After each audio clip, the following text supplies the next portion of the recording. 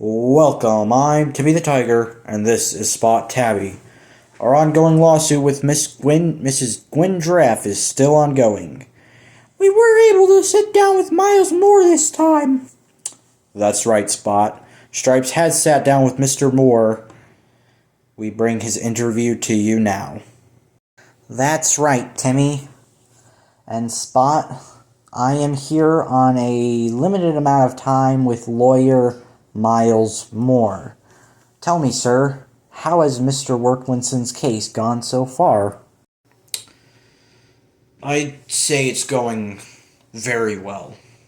Of course, Stripes, Miss Judge Bobbins would like us to disclose as little as possible. Okay, Mr. Moore, what would you say about Ryan Butler? I knew Ryan in law school. Right guy. Although he has a bad record on bigger cases. Yes. And his twice refusal for an interview? Well, there could be a number of reasons for that, Stripes. One, you might not want to be on a small TV show, for instance. The second thing I can think of off the top of my head is that he doesn't want connections to the opposite side of the case during the case. It could be any number of reasons. That makes sense to me. And what would you say about how the verdict will be delivered to the outside world? I believe that when the jury is set to decide, the media restrictions will be rolled back in some way by the judge. But, for now I have to go, Spot. I hope it was time well spent. That it was. Back to you, Timmy. Why, I never. A small TV show? This episode has $45 in funding, Spot. How on earth is it small? I'm not sure, Timmy. $45 was a lot of money when I achieved it yesterday. Catnip, Spot. I spent every cent I've ever earned on the stuff. Great, Spot. You're wasting your money and your life. But catnip.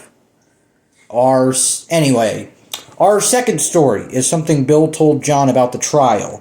He said, quote, Miss Giraffe is what the children call a Karen, and should have been wasting her energy yelling at high schoolers rather than at a one-percenter. Timmy, when I said something that called Bill's morality into question, you said that we were going to get ourselves into more trouble. It's right there in the script, Spot. Harry put it there, and if you didn't like it, you should have told someone,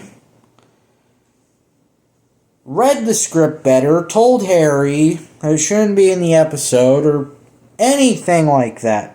Anyway, folks, we are sorry for our tangent.